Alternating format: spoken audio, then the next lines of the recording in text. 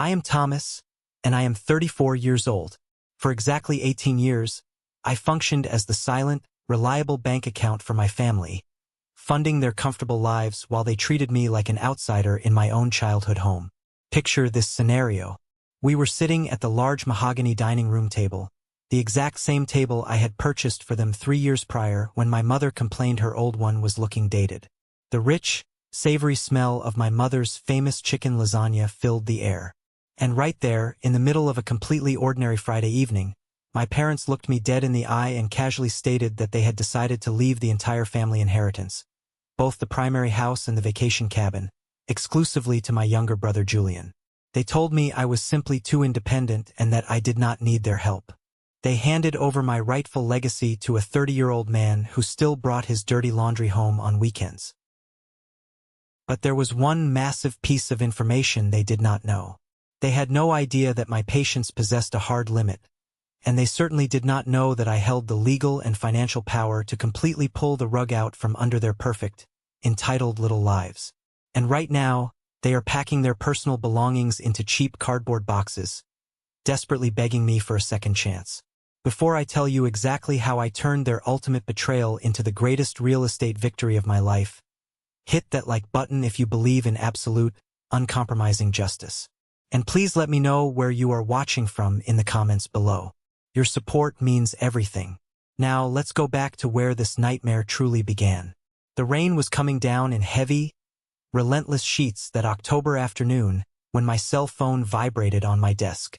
I was sitting in my corner office at the structural engineering firm in downtown Chicago, staring at a highly complex set of blueprints for a new commercial high-rise. My job as a senior structural engineer is to build foundations. I calculate load-bearing walls, assess stress points, and ensure that massive structures can withstand hurricane-force winds and violent earthquakes without crumbling. It is a job that requires absolute precision and an understanding of how pressure affects a core. Ironically, the foundation of my own family was entirely rotten from the inside out, and I had been ignoring the structural warnings for years. The caller ID on my screen flashed the word, "Mom." That was my very first warning sign. My mother never called me on a Tuesday afternoon. We had our obligatory Sunday afternoon check-ins, which usually consisted of her giving me an itemized list of things she needed me to pay for, or complaining extensively about the homeowners association. She treated those HOA meetings like competitive blood sports, always needing to have the best landscaping or the newest roof in the neighborhood. I picked up the phone, keeping my eyes on my blueprints. Her voice came through the speaker, and it was strangely formal. It was coated in a thick layer of artificial sweetness that immediately made the hairs on the back of my neck stand up. She invited me to dinner on Friday night. Not just a casual dinner. She specifically mentioned she was making her special chicken lasagna with the homemade white garlic sauce, a dish I used to beg for when I was a kid.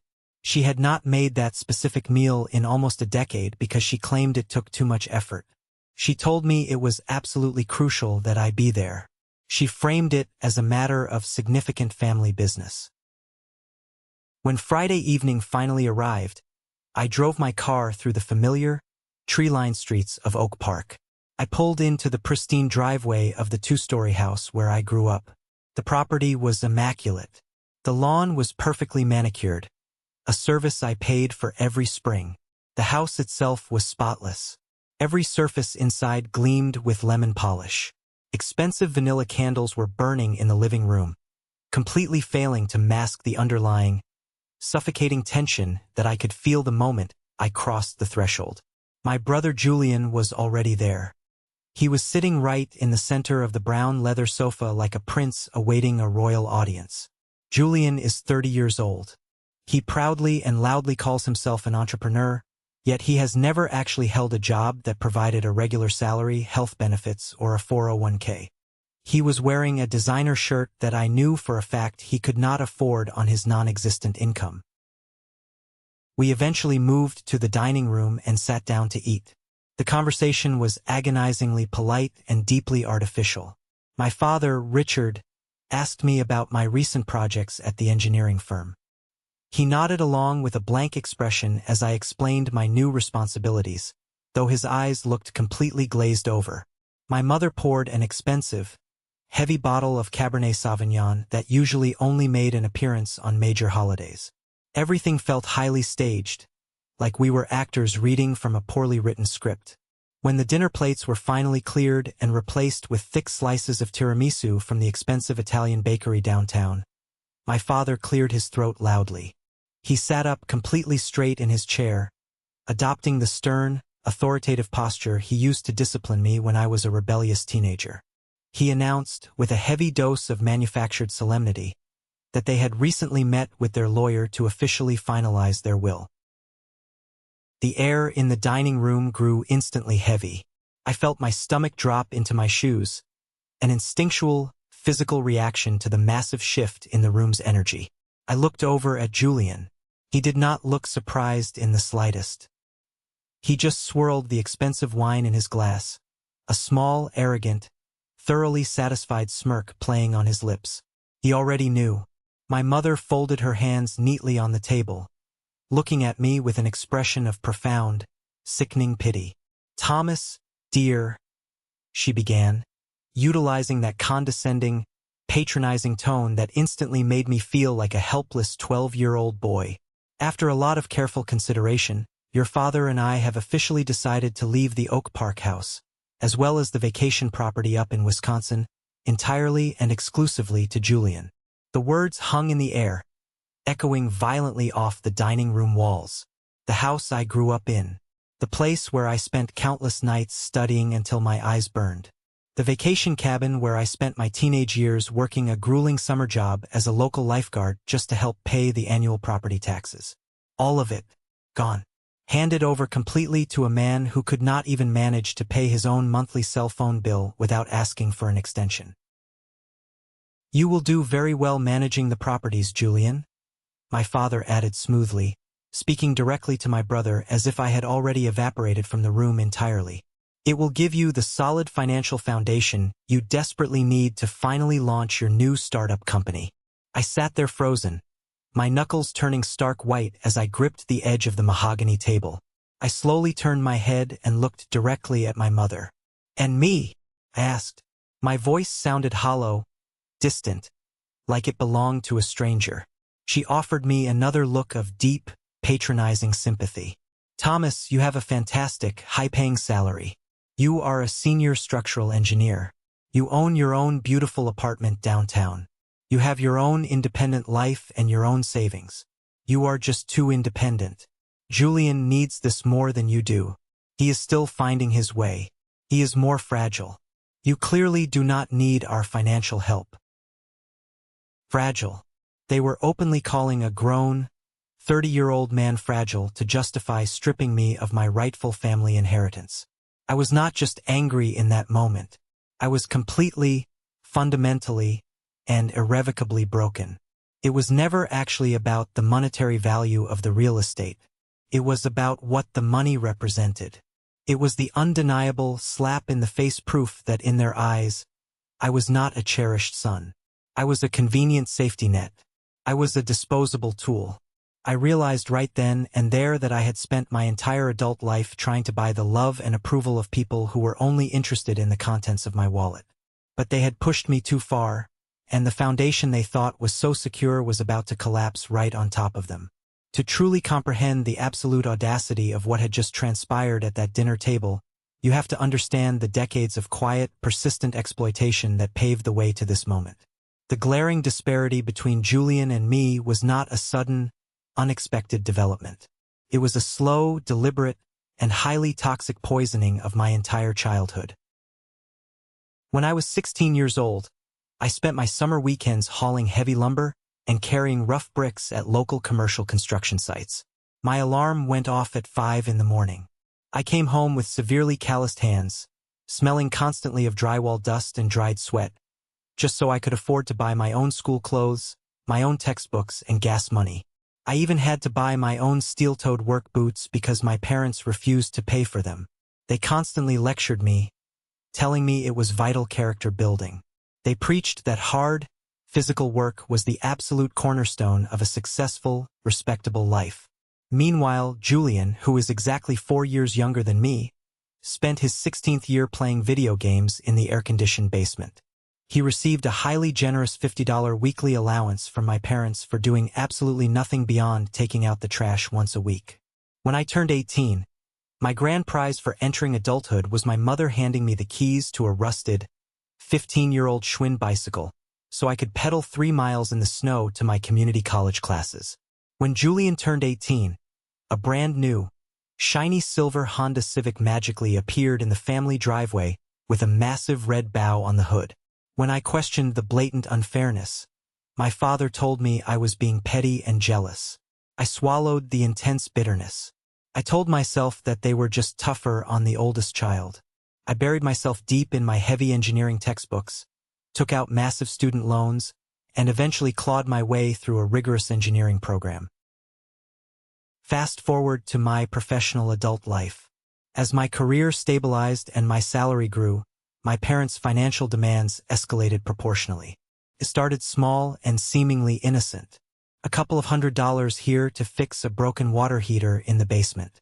$100 there to cover a surprisingly high winter electric bill. But very soon, it became a structured, relentless, and expected extraction of my wealth.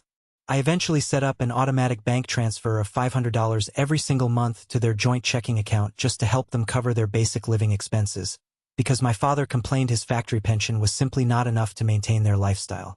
I paid the $200 monthly premium for my father's expensive supplemental medical insurance. I completely funded our extravagant Thanksgiving dinners every single year. I am talking about buying the massive 20-pound organic turkey, the expensive imported wines, the artisanal cheeses, and the fresh centerpieces. Julian would inevitably show up 2 hours late, carrying a cheap, crushed bag of store-bought potato chips, eat half the expensive food, criticize the texture of my homemade stuffing, and leave early without washing a single dish. I was essentially paying a hefty monthly subscription fee just to remain a recognized member of my own biological family. The harsh reality of my situation did not fully hit me until a rainy Tuesday afternoon at the engineering firm, about a year before the disastrous inheritance dinner. I was standing in the employee break room, pouring a cup of terrible, bitter office coffee, looking at my monthly bank statements on my phone screen. My colleague Clara walked in. Clara is a sharp, fiercely intelligent, no-nonsense senior architect who has been my loyal ally and professional sounding board for years. She walked over, glanced over my shoulder, and caught sight of the multiple outgoing transfers highlighted in bright red on my screen. "Thomas," she said, leaning firmly against the granite counter. "Please look me in the eye and tell me that is a mortgage payment for a lucrative investment property, and not another massive cash transfer to your parents." I sighed deeply, rubbing my throbbing temples. "It is just the usual routine, Clara. The $500 for their groceries, the $200 for the supplemental insurance, and I had to cover a plumbing bill this month. It is fine. They really need the help." Clara slammed her ceramic coffee mug down on the counter with a loud crack. "No, Thomas, it is absolutely not fine. You are 34 years old.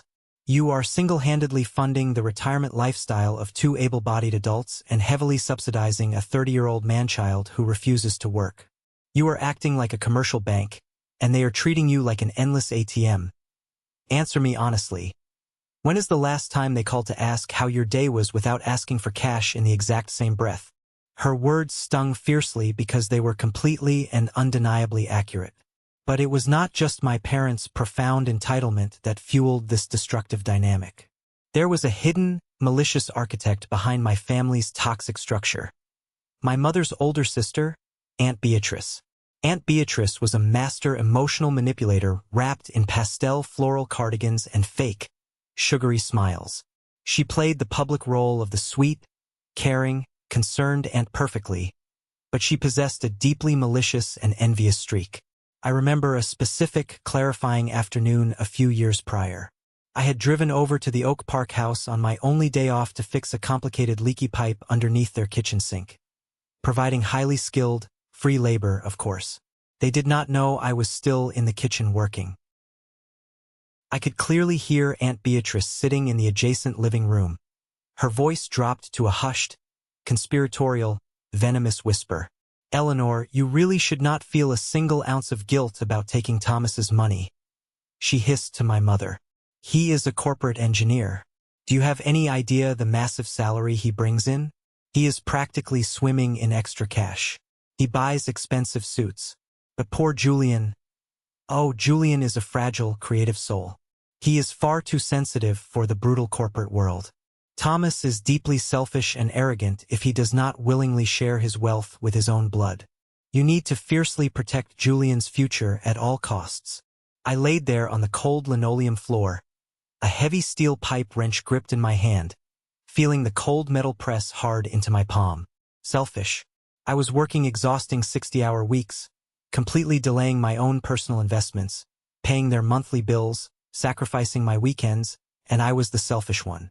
The absolute worst part was discovering much later, through a mutual family friend, that Aunt Beatrice actually had a hidden financial stake in Julian's nonsense. She had foolishly invested $5,000 into one of his failed, ridiculous app startups, a premium dog walking service that never launched, and she was actively pressuring my parents to secure Julian's financial future purely so she could eventually get her own lost money back. She was a financial parasite feeding off another financial parasite. All these heavy, dark memories, all these exhausting years of quiet resentment and continuous financial bleeding, crystallized perfectly in my mind as I sat at that dining room table. They had taken my hard-earned money, my precious time, and my unwavering loyalty, and they had rewarded me by literally handing my childhood home to my brother. The fuse was lit, and the explosion was going to be spectacular. Let me take you right back to the suffocating atmosphere of that dining room, just seconds before I finally walked out. The exact moment my mother delivered the fatal, calculating blow about the inheritance, the room went completely, terrifyingly silent. My father was looking at me with a demanding, expectant expression, fully waiting for me to passively nod my head and accept my humiliating demotion like the obedient workhorse I had always been. Julian was openly smirking, already mentally measuring the windows for new drapes and calculating the resale value of the properties. I did not yell. I did not throw my plate against the wall, even though every fiber of my being wanted to. I kept my voice dangerously low, deeply controlled, and completely steady. Let me make sure I understand this exact logic, I said, locking my eyes directly onto my father's face. You are completely cutting me out of the family legacy simply because I am successful, because I worked my hands to the bone to build a stable career while Julian sat in the basement and played video games. You are deliberately punishing me for being responsible. My mother sighed heavily, doing her absolute best impression of a long-suffering, misunderstood saint. Thomas, please do not be so dramatic and difficult. It is not a punishment at all. It is family equity. You already have everything you need to survive. Equity? I repeated slowly, tasting the bitter, metallic irony of the word on my tongue. I pushed my chair back and stood up slowly, towering over the table. If I am so completely and thoroughly independent, and if Julian is the only one who desperately requires your financial protection, then you no longer need my daily charity. Julian scoffed loudly, rolling his eyes. Charity? Come on. Bro, don't be so incredibly petty. It's just a house. I completely ignored his existence and focused entirely on my parents. The $500 I electronically send you every single month? Cancelled immediately. Dad's expensive supplemental health insurance policy? Terminated as of tomorrow morning at 8 a.m. The heavy property taxes I pay on the Wisconsin cabin every winter? Find another way to pay them. The free home repairs, the funded holidays, the emergency cash funds. It all stops. Right now. Today. My father's face instantly turned a violent, alarming shade of purple. He slammed his fist down on the table, making the silverware rattle. You cannot be serious. We are your blood family. You have a moral obligation to help us. My moral obligation officially died the exact moment you handed my childhood over to him, I stated coldly, pointing a rigid finger at Julian. Good luck funding his endless, pathetic startups on your limited factory pension, Dad. I turned my back on them, completely ignoring my mother's sudden, shrill, panicky protests, and walked straight out the front door into the freezing rain. For 3 entire weeks, I maintained an impenetrable wall of absolute silence. I blocked their phone numbers on my cell. I routed their frantic emails to a hidden spam folder. I logged into my online banking portal and derived a deep, visceral, almost intoxicating satisfaction from physically clicking the Cancel Recurring Transfer button. I called the insurance broker and ruthlessly removed my father from the expensive medical policy. Every single action felt like physically shedding a massive, suffocating weight I had been carrying on my shoulders for nearly 2 decades. I poured all my newly reclaimed mental energy and my suddenly surplus money directly into my career. Without the constant, exhausting mental drain of my family's manufactured daily crises, my professional performance absolutely skyrocketed. The CEO of our engineering firm, Mr. Sterling, a brilliant, imposing, hyperlogical man who valued concrete results above absolutely all else, noticed the immediate shift in my focus. During a major quarterly review meeting in his massive glass-walled office, he did not just offer me a handshake. He officially approved my promotion to principal engineer, and he handed me a highly lucrative profit-sharing contract that nearly doubled my annual income. I was finally receiving genuine validation and massive financial reward from a true authority figure, someone who actually rewarded hard work instead of actively punishing it. I felt completely untouchable. I was building my own empire, but the universe has a very funny, twisted way of aggressively testing your resolve when you think you have finally won. Exactly 3 weeks and 2 days after that disastrous Friday dinner, my desk phone vibrated. It was an unknown local number, but my deeply ingrained gut instinct told me exactly who was on the other end. I answered it cautiously, keeping my tone strictly professional. "Thomas, please do not hang up." It was my mother. She was not utilizing her condescending, patronizing tone. She was not using her angry, demanding tone. She was actively hyperventilating, audibly choking on her own tears. The sound was raw, stripped bare, and genuinely terrified. "Make it extremely quick," I said. My voice as cold and unforgiving as Chicago ice. "We are going to lose the house." She sobbed violently into the receiver. "The bank. They sent the final legal notice today via certified mail. Thomas, they are going to permanently foreclose on the Oak Park house. We have exactly 2 weeks to pay the balance in full, or we are thrown out on the street." I stopped breathing for a fraction of a second. The Oak Park house? My father had worked a steady union factory job his entire adult life. They had owned that specific house for over 20 years. Foreclose? What on earth are you talking about? Dad paid off the bulk of that original mortgage years ago. You own that house.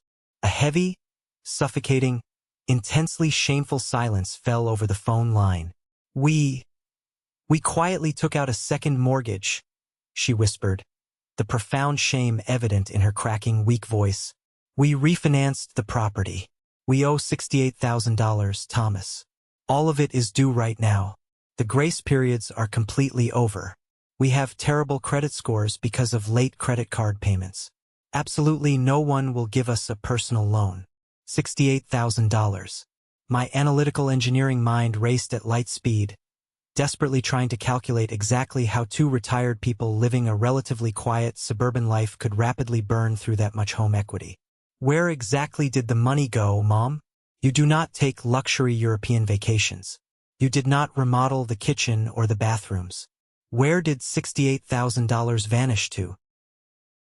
She started to cry much harder, a pathetic, wailing sound, refusing to answer the direct question. "Tell me exactly where every penny of that money went right now, or I am permanently hanging up this phone and you can start packing your garbage bags tonight." "Julian!" she finally screamed, the name tearing violently out of her throat like a curse. It was Julian. I gripped the solid wood edge of my desk so hard my fingers ached. "Explain. Now." The absolute truth that finally spilled out of her was so deeply infuriating, so utterly, incomprehensibly pathetic, that I genuinely almost laughed out loud in my office. 2 years ago, Julian, the brilliant, aspiring entrepreneur, had decided he desperately needed to project a fake image of massive wealth to attract potential investors for his non-existent companies. So, he went out and leased a high-performance, wildly expensive sports car. A Porsche. But Julian, being the deeply irresponsible parasite he is, missed his mandatory insurance payments. When the insurance policy legally lapsed, he took the car out for a joyride and crashed the Porsche head-on into a concrete highway barrier. He completely totaled the luxury vehicle. The aggressive leasing company immediately sued him for the full retail value of the destroyed vehicle, plus massive, escalating legal fees. To keep their precious, fragile golden child out of jail and prevent his total bankruptcy, my parents had secretly, quietly remortgaged the family home. They deliberately drained the foundational equity of their own physical shelter just to pay for a totaled luxury car for a grown, 30-year-old man. And now, the catastrophic bill had finally come due. "Thomas, I am begging you on my hands and knees," my mother pleaded, her voice a wet mess. "We have absolutely nothing left.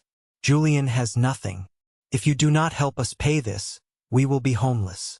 I sat silently in my corner office, looking out at the sprawling city skyline.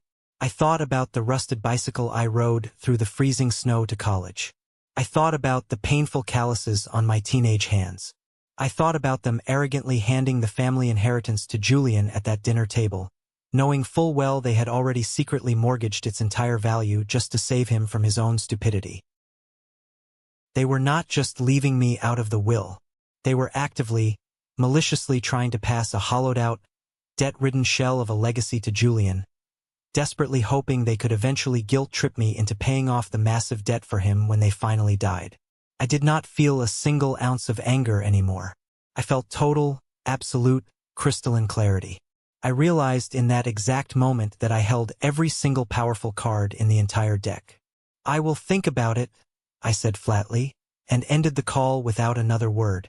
I thought the worst family betrayal was over. I was so incredibly wrong. Because the ruthless financial strategy one was about to deploy was not just going to save the physical house. It was going to violently rewrite the entire power dynamic of my bloodline forever. I did not immediately call them back. I deliberately let them sweat in the agonizing, suffocating uncertainty of their impending financial ruin. Instead of rushing to their rescue like the obedient dog they thought I was, I picked up my phone and called Clara's older brother, Marcus.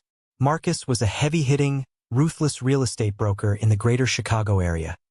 A man who specialized specifically in high-yield investments, foreclosures, and distressed properties. I met Marcus for a late, quiet dinner at an upscale, dimly lit steakhouse downtown. Over dry martinis and expensive cuts of beef, I meticulously laid out the entire pathetic situation. I detailed the Oak Park house, the Wisconsin lake cabin, the hidden $68,000 debt, and the aggressively impending bank foreclosure. Marcus listened with intense focus, silently tapping his expensive silver pen against his leather-bound portfolio.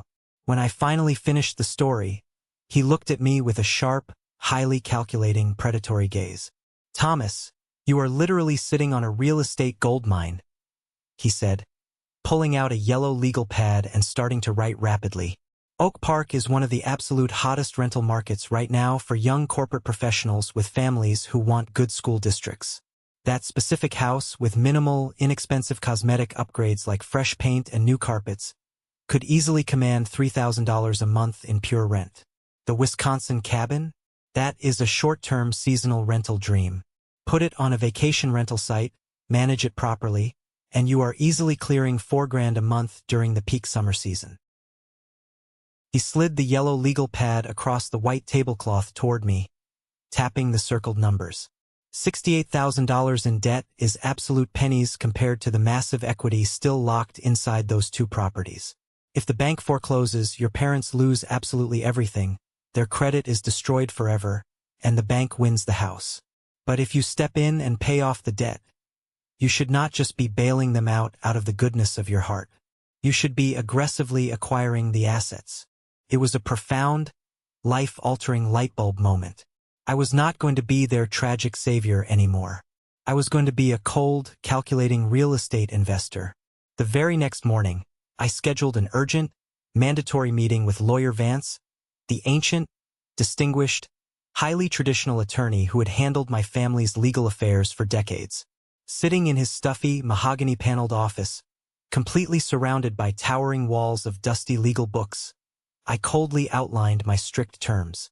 Vance looked incredibly uncomfortable, shifting nervously in his squeaky leather chair and wiping his thick glasses repeatedly with a handkerchief. "Thomas, my boy," Vance stammered, looking at me as if I had grown a second head. "This is highly irregular and incredibly aggressive. You are actively asking to completely strip your parents of their legal ownership of their primary residence under extreme financial duress. I am generously offering to pay off a $68,000 debt that they absolutely cannot service, saving them from immediate bankruptcy and public eviction." I corrected him, leaning forward and placing my hands flat on his desk. "This is a clean, straightforward financial transaction, Mr. Vance. I want you to draft the paperwork today. Make it ironclad. I want quitclaim deeds for both properties, transferring sole, exclusive 100% ownership directly to me. Not a family trust. Not a shared deed with Julian. Mine. Completely mine." While Vance was reluctantly drafting the severe legal documents, the universe threw one last, pathetic, predictable obstacle in my path. I received a sudden text message from Chloe, Julian's incredibly bitter, manipulative ex-girlfriend. She had apparently caught wind of the massive family crisis through the local grapevine. Chloe was a nasty piece of work, a woman who always looked out for number one and loved to stir up toxic drama. Her text message read exactly like this: "I know all about the crashed Porsche, Thomas. I know your parents committed a minor form of mortgage fraud on the bank application to get that loan money for Julian. Pay me 10 grand in cash by Friday, or I call the bank manager and the local police and report the fraud." She was literally trying to blackmail me. My own useless brother's ex-girlfriend was trying to extort me for cash while my family burned to the ground. I did not panic. I did not even blink. I calmly took a high-resolution screenshot of the text message, sent it straight to my engineering firm's ruthless corporate litigator, and had him draft a terrifying, legally binding cease and desist letter. The letter explicitly outlined the severe federal and state prison penalties for criminal extortion and blackmail. I emailed a PDF of the aggressive letter to Chloe with a single, chilling sentence: "Direct all future communication to my legal counsel." She blocked my number within 5 minutes and completely vanished into the ether. The trash was efficiently taking itself out. With the heavy legal paperwork finalized by Vance and my finances perfectly aligned, I finally picked up my cell phone and called my parents' house. It had been exactly 48 torturous hours since my mother's desperate, sobbing plea for help. My father answered on the very first ring. He sounded physically exhausted, completely defeated, and incredibly old. The arrogant, dismissive patriarch from the dinner table was entirely gone. "Thomas," he rasped, his voice shaking, "please tell me you will help us. We have absolutely nowhere else to turn. The bank manager, Mr. Davis, refuses to extend the payment deadline by even a single day. We are completely ruined." I kept my voice devoid of any warmth or emotion. I spoke with the clinical, detached precision of an engineer discussing load-bearing concrete walls. "I have a permanent solution, Dad. I will wire the entire $68,000 to the bank directly from my account. I will clear the debt entirely. You will not face bank foreclosure." I heard a massive, shuddering, wet gasp of relief from the other end of the line. I heard my mother loudly crying in the background, thanking God. "Oh, thank God." My father wept openly. "Thank you, son. You are a good boy. We will immediately put you back in the will. We will split it perfectly evenly with Julian. I promise you." "No, you will not," I said smoothly, cutting through his pathetic tears like a scalpel. The phone line went dead, terrifyingly silent. "I do not want to be in the will, Dad. A will implies that I have to wait for you to pass away to receive what is rightfully mine. And a will can be secretly changed the moment I turn my back, as you have already proven. I am not giving you a personal loan. I am not giving you a gift. I am making a real estate purchase." What? What do you mean? He asked, panic rapidly replacing his brief relief. I have officially instructed Lawyer Vance to draft the necessary documents. I will pay the massive debt you incurred for Julian, but in exchange, you and Mom will sign over the deeds to both the Oak Park house and the Wisconsin cabin. 100% legal ownership transfers to me, effective immediately upon signing. My name alone will be on those properties. You cannot do that, my father exploded, his voice cracking with renewed terror. That is our home. That is Julian's inheritance. You are stealing from your own family. I am legally buying highly distressed assets at a premium price to save you from living in a homeless shelter, I replied coldly. You have exactly 24 hours to make your decision. Mr. Vance will be at your house tomorrow afternoon at exactly 3 p.m. with the legal paperwork. If you sign it, the debt vanishes forever. If you refuse to sign, I keep my money, and the bank physically evicts you on Monday morning. There will be absolutely no negotiation on these terms. I hung up the phone without waiting for a response. The steel trap was perfectly set. The storm was finally here, and they had absolutely no idea that signing those papers was only phase 1 of my master plan. The digital clock on the dashboard of my car flipped to exactly 2:55 in the afternoon as I finally turned onto the familiar, sprawling, tree-lined street of my childhood neighborhood. The Chicago weather had taken a brutal, aggressive turn over the last 48 hours. It was the kind of biting, unforgiving winter wind that slices right through the thickest wool coat and settles deep into your bones, aching in a way that feels almost intensely personal. The sky above Oak Park was a heavy, bruised shade of slate gray, threatening freezing rain or sleet at any given moment. It was entirely fitting, considering the absolute permanent deep freeze that was about to overtake my entire family tree. I parked my car firmly on the street, explicitly refusing to pull my vehicle into the paved driveway. I was treating this exact moment like what it truly was: a high-stakes, ruthless corporate real estate acquisition, not a warm, nostalgic family visit. I turned off the engine and sat in the quiet cabin of my car for a full minute, listening to the wind howl against the glass. I took a deep breath, centering myself, locking away any lingering shreds of familial guilt. I walked up the long concrete path leading to the front door. This was the exact same concrete path I had painstakingly shoveled free of heavy, wet snow for 15 consecutive winters while my brother Julian slept warmly inside his bedroom until noon. I did not knock on the heavy wooden door. I simply turned the brass handle, pushed the front door open, and stepped into the foyer. The atmosphere inside the living room was thick, heavy, and completely suffocating. It felt significantly less like a suburban family gathering and much more like the tense, highly volatile waiting room outside a downtown courtroom during a bitter, contested divorce settlement. My mother was sitting rigidly on the very edge of the expensive floral armchair, clutching a thoroughly shredded white tissue in her trembling, manicured hands. Her eyes were red-rimmed, swollen, and darting around the room in absolute panic. My father was pacing the entire length of the vintage Oriental rug, his heavy hands clasped tightly behind his back, his face a grim mask of exhausted defeat and wounded pride. He looked like a man who had finally realized the bill for his lifetime of bad decisions had arrived. And then there was Julian.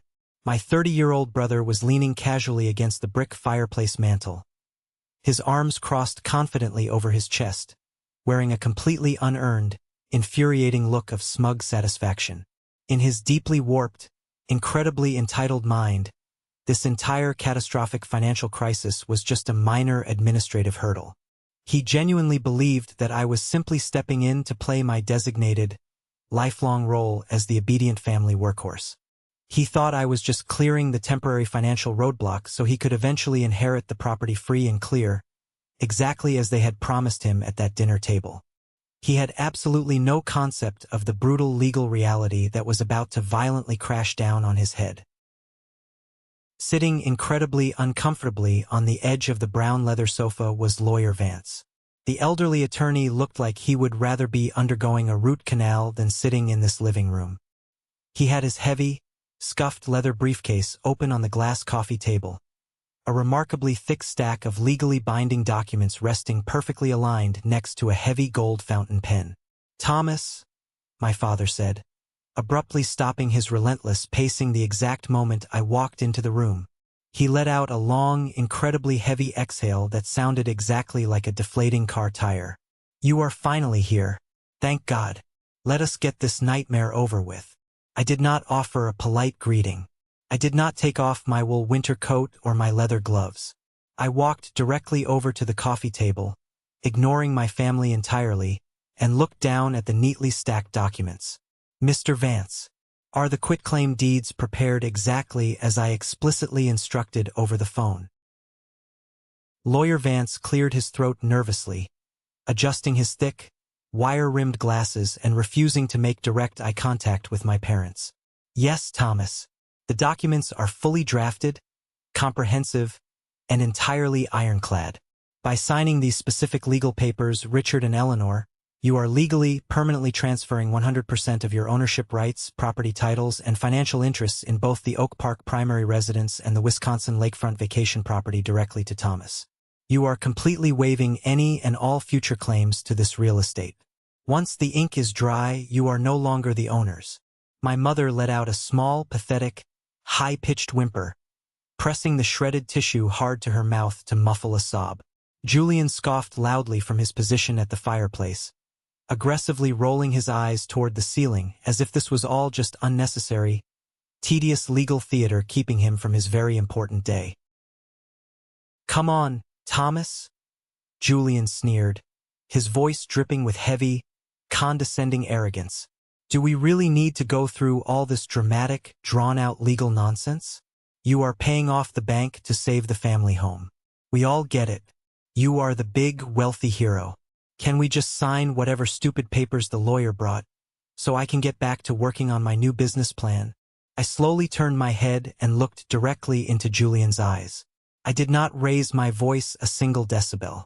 I spoke with the terrifying, absolute calm of an impending avalanche. "You do not have a business plan, Julian. You have a massive mountain of debt, a completely totaled Porsche, and a fabricated resume. And you are not signing a single thing today because you do not own anything. You are just a spectator in my transaction." Julian's smug, arrogant smile faltered for a fraction of a second, a very brief flash of genuine, unmasked uncertainty crossing his face before he quickly masked it with defensive anger. He pushed off the brick mantle and took an aggressive step toward me. "Watch your mouth, bro. That is my rightful inheritance you are talking about. Mom and Dad promised it to me." "Not anymore," I stated coldly, turning my attention entirely back to my father, who was watching the exchange with wide eyes. "The deadline is right now, Dad. I have the wire transfer completely queued up on my banking application on my phone. The funds are ready to instantly hit the bank manager's desk and clear the account. The exact moment you and Mom physically sign those papers and Mr. Vance officially notarizes them, the $68,000 debt vanishes into thin air. The bank lawsuit goes away permanently. You are clear.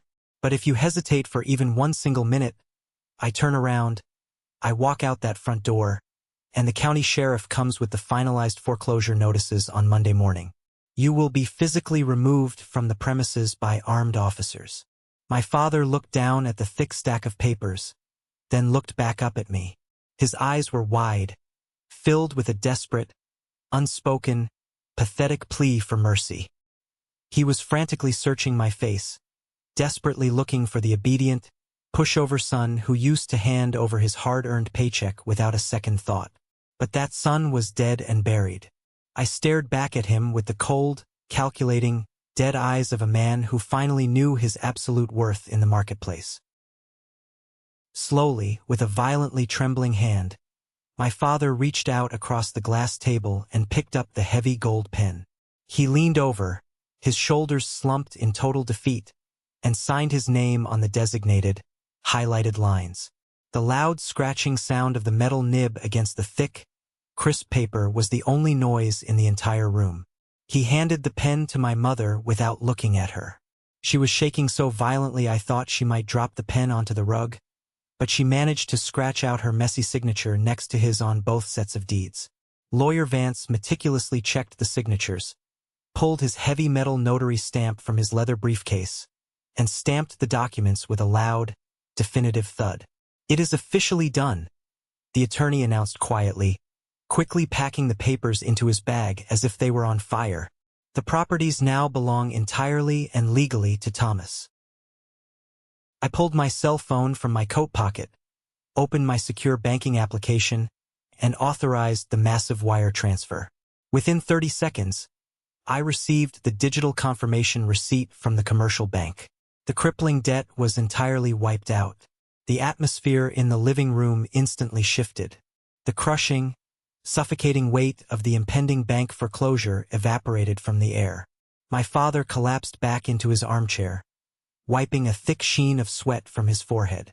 My mother buried her face in her hands, openly sobbing with absolute, unadulterated relief. Julian walked over to the leather sofa and threw himself down heavily, stretching his legs out and putting his expensive sneakers right on top of the glass coffee table.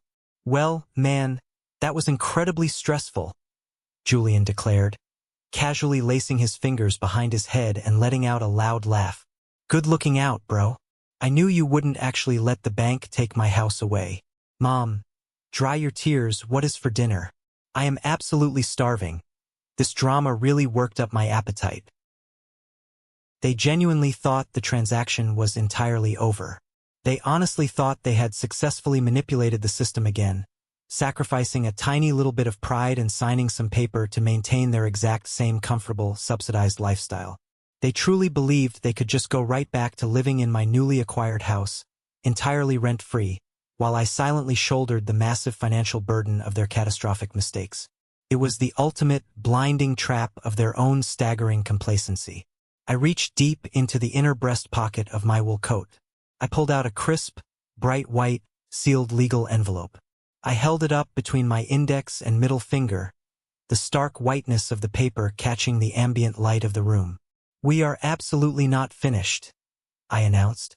My voice cut through their premature relief like a serrated surgical blade.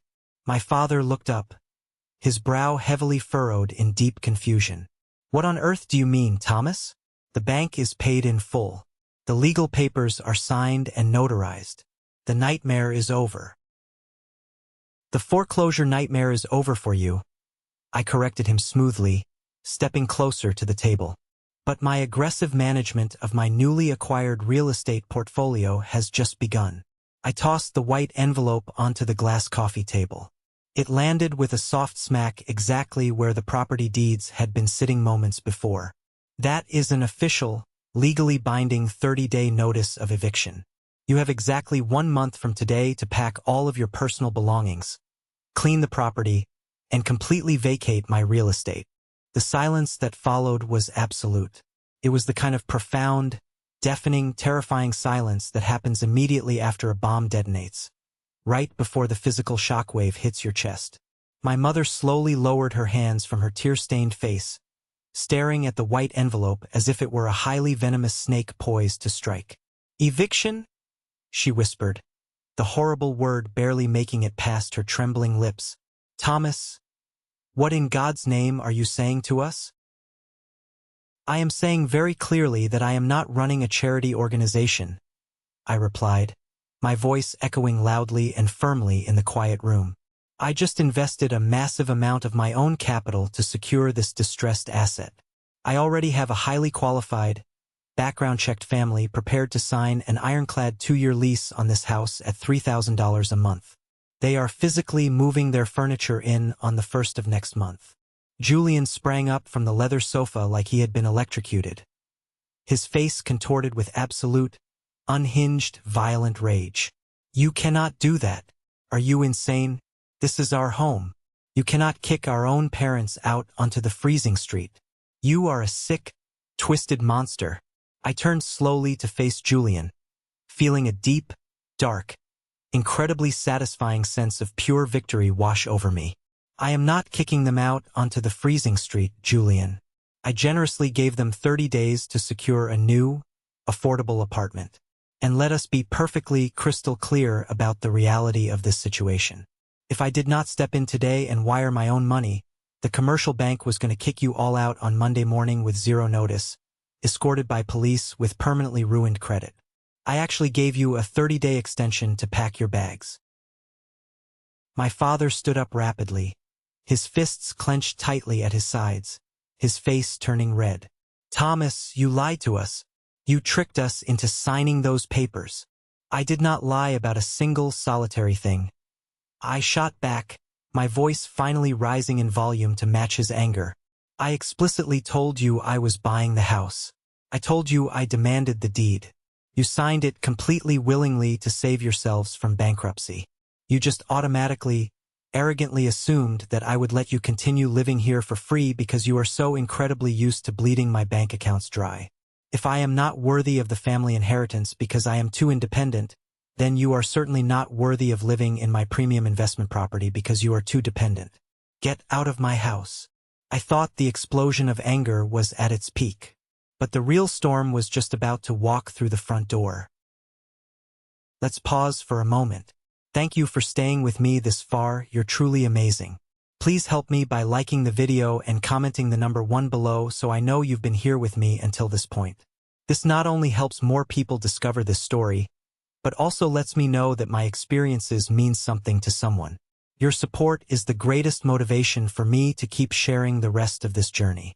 The explosion of raw, unfiltered, chaotic anger in that living room was something I will remember vividly for the rest of my natural life.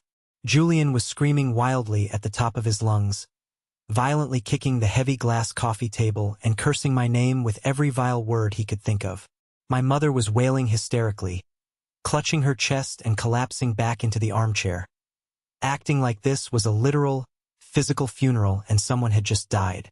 My father was pointing a violently trembling finger inches from my face, threatening to drag me to the Supreme Court, threatening to sue me for extreme fraud and elder abuse, threatening to completely and publicly disown me.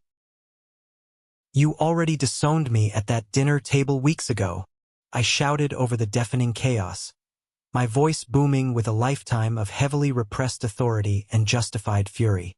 "You happily handed this house to him. Well, he crashed a leased Porsche he couldn't afford, and he lost the house. I bought it back with my own money. It belongs to me, and you are officially my tenants holding a notice to vacate." Before my father could launch into another desperate, red-faced tirade, the heavy wooden front door violently swung open, slamming hard against the interior wall. The freezing cold Chicago wind rushed into the hallway, followed immediately by the suffocating, overpowering scent of cheap floral perfume and hairspray. It was Aunt Beatrice. She marched aggressively into the living room, wearing a heavy, ostentatious faux fur winter coat and her trademark, highly exaggerated expression of extreme, busybody concern. She had clearly been sitting and waiting in her sedan parked just down the street, eagerly monitoring the house, ready to rush in and play the benevolent family peacekeeper the exact moment she assumed the terrible bank business was concluded. She took one rapid look at my weeping mother, my screaming brother, and my enraged father, and she immediately zeroed her sights entirely on me. "Thomas Richard," Aunt Beatrice gasped incredibly loudly, pressing a gloved hand to her chest in a display of highly dramatic, theatrical, sickening shock. "What on earth are you doing to your poor, suffering family?" I could hear the terrible screaming all the way from the driveway. "Have you completely lost your mind? Are you trying to give your father a heart attack?" She rushed over to my mother, wrapping a comforting, suffocating arm around her shaking shoulders while shooting me a look of pure, unadulterated, toxic venom. "Eleanor, my sweet sister, what did he do? Tell me what this ungrateful, cruel boy did to you." My father pointed a shaking hand at the stark white envelope resting on the coffee table. "He made us sign over the deed to save the house from the bank, Beatrice. And the very second we signed it, the second the ink was dry, he handed us an official eviction notice. He is throwing us out, Beatrice. He is throwing his own flesh and blood out of our home so he can rent it to strangers." Aunt Beatrice gasped again, her eyes widening in mock, exaggerated horror. She turned to fully face me, her features twisting into a repulsive mask of righteous indignation. "Thomas, You are a cold, calculated, deeply heartless creature. I always knew there was something wrong with you. After everything your parents did for you, after they fed you, clothed you, and put a safe roof over your head for 18 years, you have a massive engineering salary. You have plenty of money.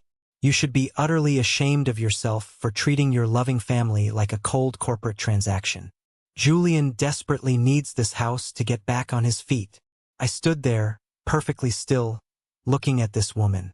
This manipulative, greedy, incredibly toxic parasite who had spent years systematically poisoning my parents' minds against me, feeding their worst instincts. I felt a cold, highly calculating, almost predatory smile slowly spread across my face.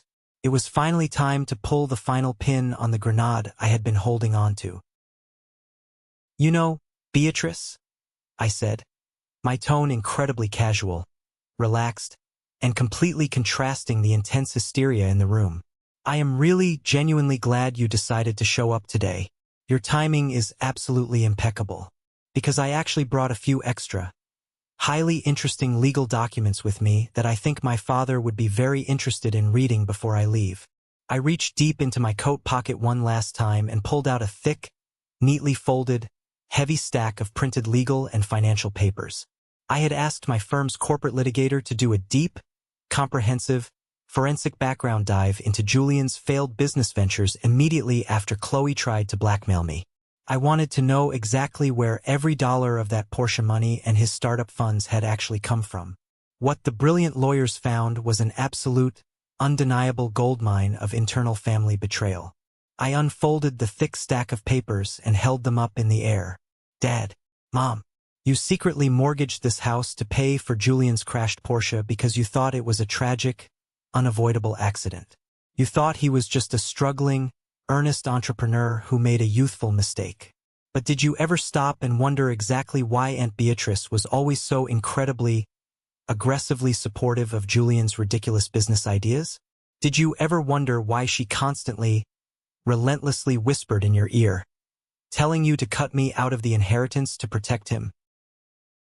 Aunt Beatrice's face suddenly went completely, terrifyingly pale. All the blood drained from her cheeks.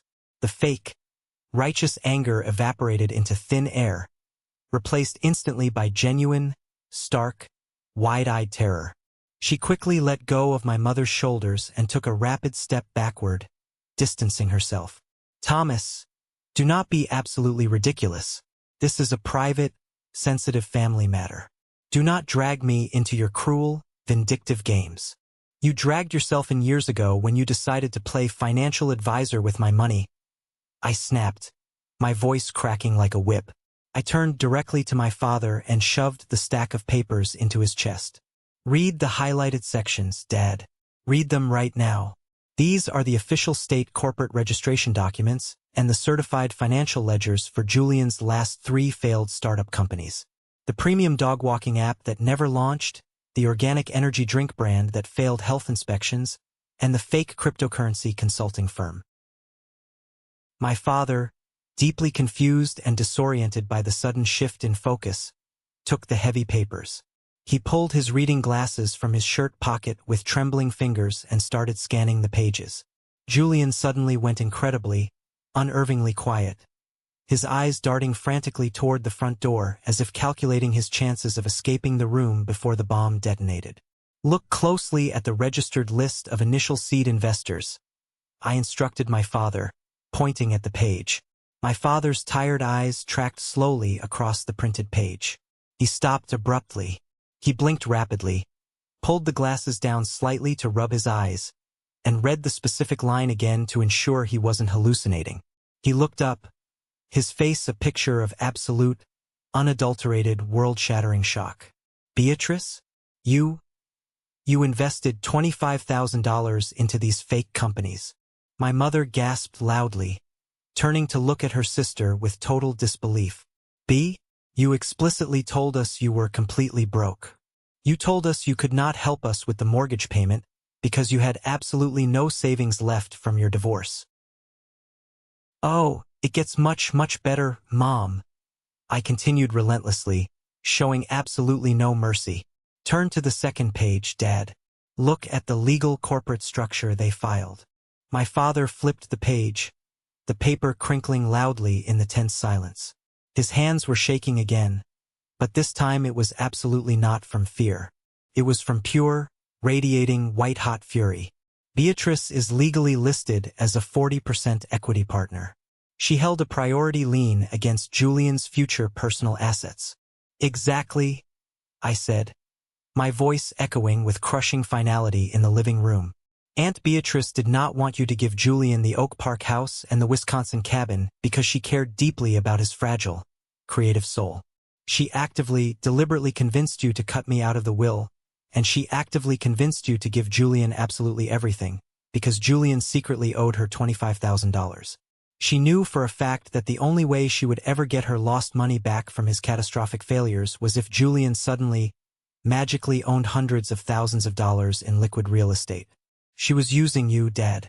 She manipulated you into betraying your own son so she could secure her own terrible investment.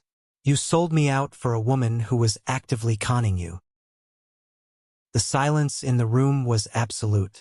It was suffocating, heavy, and completely toxic. My father slowly lowered the stack of papers to his side. He turned his head very slowly and looked directly at Aunt Beatrice.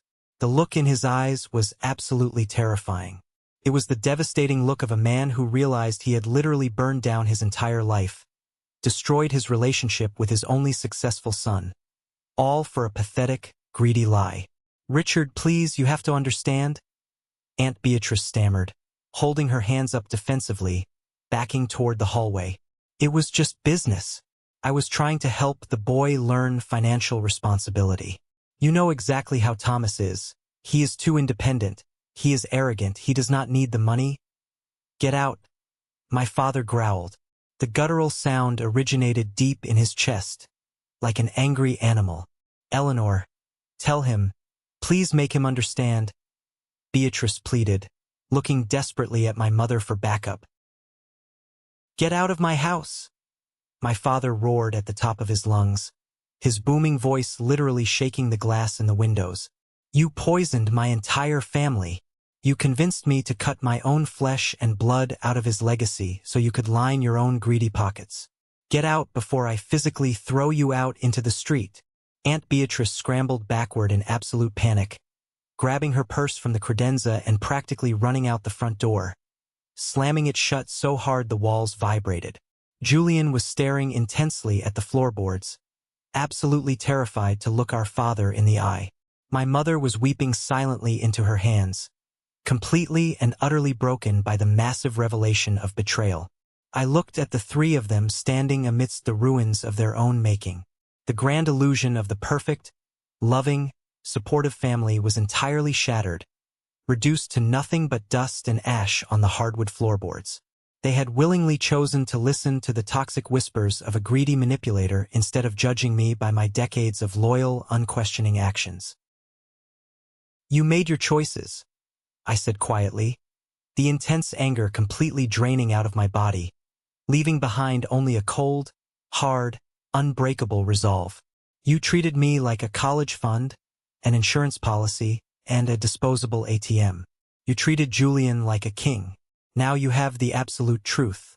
You have exactly 30 days to vacate my property. Do not contact me for a deadline extension. Do not call my office. The county police will handle the physical eviction if you are not gone by the 1st of the month. I turned my back on my biological family, walked out the front door, and stepped out into the freezing, biting Chicago wind. I took a deep breath of the icy air. I felt lighter than I had in my entire life. The subsequent 30 days were a brutally harsh, undeniable, and completely unforgiving reality check for my family. Without my automatic monthly financial subsidies padding their accounts, and facing the immediate, terrifying, legally binding reality of a police eviction, they were finally forced to exist in the real world, a world where actions have severe consequences. I monitored the entire situation strictly from a safe distance, utilizing Lawyer Vance as an official intermediary to ensure they did not maliciously damage the property or strip the copper wire before leaving. The physical move itself was a humiliating, highly public spectacle for them. because they had absolutely zero liquid savings left and utterly terrible credit scores due to the massive hidden debt. They could not secure a lease anywhere near the affluent, safe, tree-lined neighborhood of Oak Park. They were brutally rejected by dozens of landlords. Eventually, they were forced to rent a cramped, outdated, heavily worn two-bedroom apartment in Cicero, a significantly lower-income neighborhood located directly next to the noisy industrial rail yards. To afford the mandatory first and last month's rent plus the security deposit required by the Cicero landlord, they had to host a massive, embarrassing estate sale right on the front lawn of the Oak Park house. I drove past once on a Saturday morning, my windows tinted, completely unnoticed in my car. I sat parked down the block and watched my parents haggling with strangers over their expensive antique furniture. I watched them sell off my mother's prized fine china, my father's golf clubs, and, most poetically, the very mahogany dining room table where they had proudly, arrogantly announced my disinheritance. Watching strangers haul that table away in a pickup truck was a profound moment of closure. But the most spectacular, deeply satisfying downfall belonged exclusively to Julian. Without the luxurious Oak Park house to live in entirely for free, and with my parents' limited factory pension stretched to the absolute breaking point just to cover the cheap rent and utilities in Cicero, Julian was finally permanently cut off from the endless gravy train.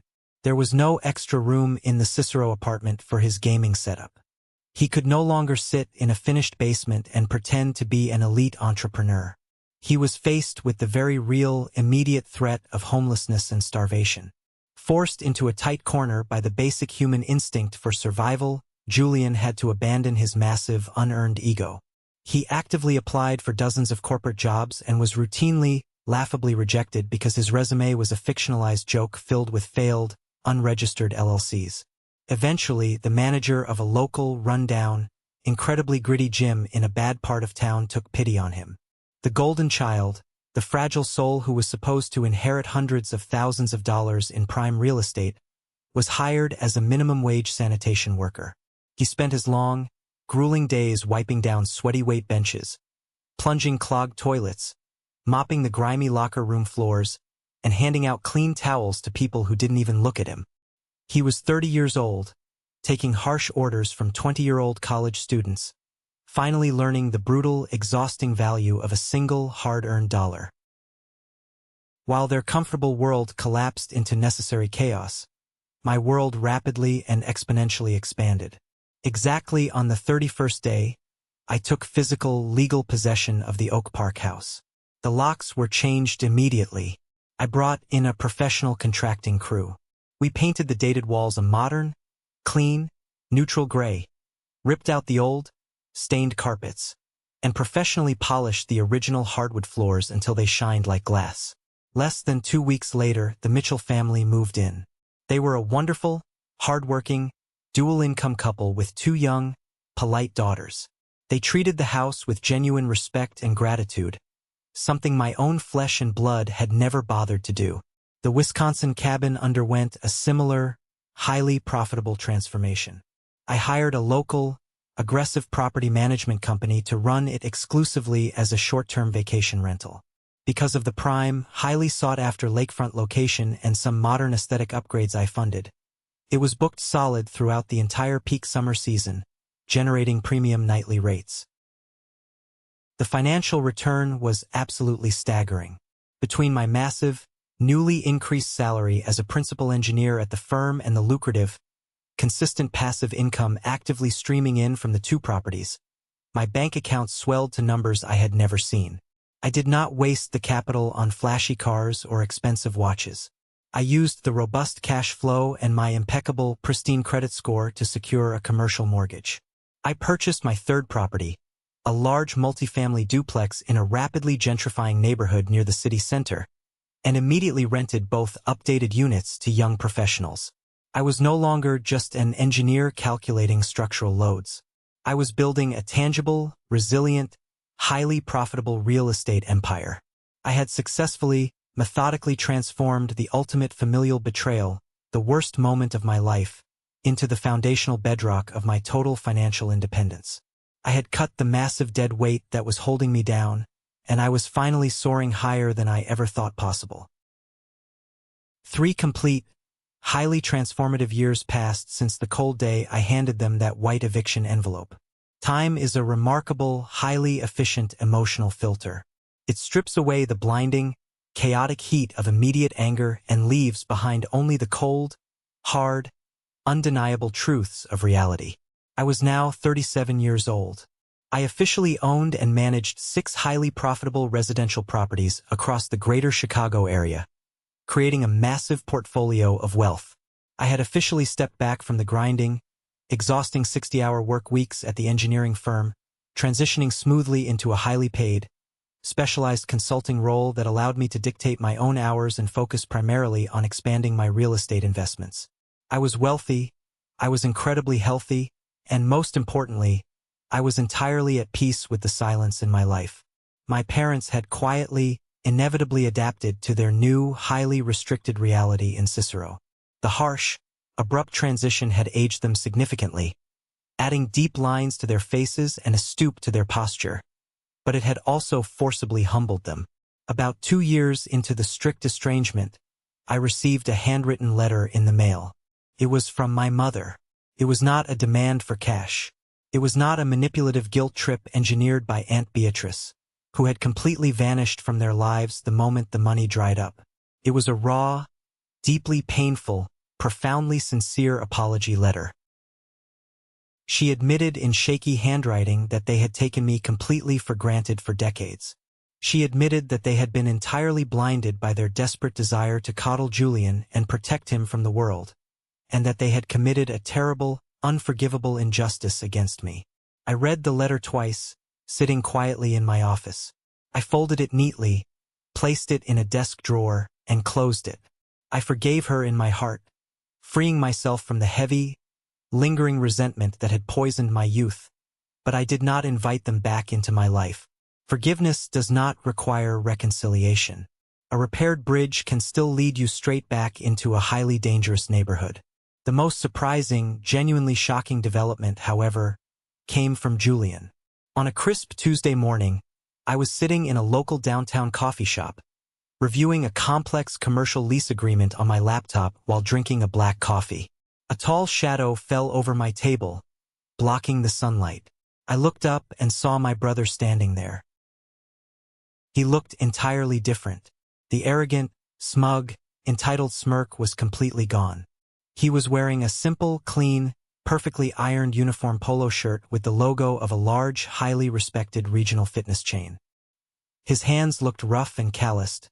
His posture was straight and confident, and there was a quiet, grounded maturity in his eyes that I had absolutely never witnessed before. "Thomas," he said quietly, gripping the back of the empty chair opposite me. "Do you have 5 minutes for me?" I studied his face for a moment, looking for the old manipulation, but found none. I closed my laptop slowly. "Sit down, Julian." He ordered a black coffee, paying for it himself with a debit card, and sat across from me. He looked down at his calloused hands for a long moment before speaking. "I am the general manager of the Southside branch now," he said, not bragging, just stating a concrete fact. "I manage a staff of 30 employees. I balance the weekly payroll. I work 50 hours a week, every single week." "Congratulations," I said honestly, leaning back. "That is a real, tangible achievement." Julian looked up, meeting my eyes directly for the first time in years. "I hated you for the first year, Thomas. I hated you with a burning passion I did not know existed. When I was scrubbing filthy toilets at minimum wage, plunging drains, and getting yelled at by teenagers, I blamed you for entirely destroying my perfect life." He took a deep, shuddering breath. "But I realized something a few months ago when I got my promotion and signed the lease for my very own, independent apartment.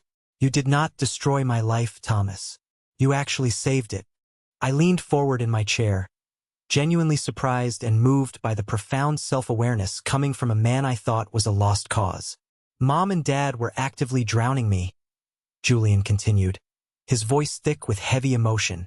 "They were loving me to death, as long as they kept paying my bills, hiding my mistakes, and telling me I was a misunderstood genius. I was never going to achieve a single thing. I was going to be a pathetic 50-year-old man living in their basement, waiting for them to die so I could inherit a house I did not earn. You kicking us out. You forcing me to face the brutal, unforgiving reality of the real world. It was the most truthful, necessary, loving thing anyone has ever done for me. You forced me to grow up. So, I just wanted to look you in the eye, man to man, and say thank you. We talked for 20 minutes. It was the first genuinely honest, authentic, adult conversation we had ever shared in our entire lives. When he finally stood up to leave to go back to his job, we shook hands. It was a firm, respectful, equal handshake between two independent men. I walked out of the coffee shop into the bright, warm Chicago sunshine, feeling a profound, overwhelming sense of closure. Sometimes, the absolute greatest, most profound act of love you can offer your family is refusing to participate in their toxicity. Establishing ironclad boundaries is often viewed as incredibly cruel by those who benefit greatly from your lack of them. They will call you selfish, they will call you cold, and they will try to guilt you into submission using the concept of family obligation. But saving yourself is never a crime. I had to willingly become the villain in their heavily distorted narrative to finally become the undeniable hero of my own life. And in doing so, I accidentally gave them the ultimate priceless gift: true accountability. Have you ever faced something incredibly similar with your own family? Have you ever had to draw a hard, unforgiving line to protect your own future and your own sanity? Share your story in the comments below, and don't forget to like and subscribe so you don't miss the next journey.